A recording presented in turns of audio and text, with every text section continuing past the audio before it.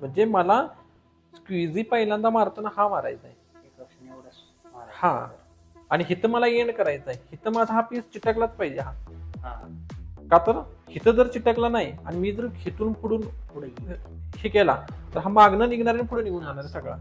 म्हणजे हा पोर्शन पण तुझा क्लिअर झाला पाहिजे. हा लावला एंड केला, पोर्शन हा क्लिअर. म्हणजे सगळ्यात पहिला पोर्शन येणार कोणता, हा. ही तुझी टाकी क्लिअर झाली पाहिजे, हा. म्हणजे अगोदर इथून सुरुवात. हा पोर्शन तुझा क्लिअर झाला पाहिजे. हा पीस लावला की हे पोर्शन क्लिअर ऑटोमॅटिकली होतात. हे पोर्शन क्लिअर झाल्यानंतर मग मी पहिले जे सांगितलं ना बेसिक, ह्या गोष्टी तुझ्या एंडच. तुला टाकीला जास्त काही करण्याची गरज नाही, डायरेक्ट लोगो कटिंग घ्यायला एंड, कस्टमरला गाडी देऊन टाकलीस. हा जो पोर्शन आहे हा तर हा क्रॉस आहे, हा म्हणजे हे पीस मारले म्हणजे एमटी गाडीला हा येतो आणि टीव्हीएस रायडरला हे पीस येतात किंवा FZ ला येतात. हे बेसिक क्लिअर झाले सगळे, कारण त्यांचा अँगलच तो आहे. दुसरा गोष्ट की हा पीस म्हणजे ही जी टाकी आहे ही त्या भागातच आहे, म्हणजे हा एक येणार मन सरकू शकतो आणि हा पीस ह्या साईडला मन सरकू शकतो. म्हणजे प्युअर खालचा गेला, तिरका जो तिरकाच गेला, हा खालचा तुझा खालचा गेला, साईडचा साईडला गेला आणि कोपऱ्यातला कोपरा. हे फॉलो, हा कन्सेप्ट एकदा क्लिअर झाला ना, तुझा स्क्विझी कसाही मार. म्हणजे थोडक्यात म्हणजे हे पोर्शन तुझे क्लिअर झाले सगळे.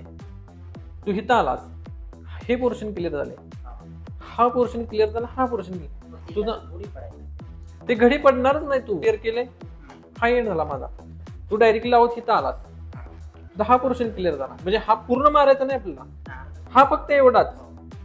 आता हा पोर्शन जो आहे ना हा असा आहे, तर मी तो असाच घेतला इथं, तो इथपर्यंत तुझा क्लिअर झाला. आणि हा पोर्शन जो येतोय म्हणजे ह्याच्या लोगोची एअर काढण्यासाठी, म्हणजे हा पोर्शन इथं आला असा. हे पोर्शन लावला आणि नुसतं वडताय, कसं चिटकणार आहे ते?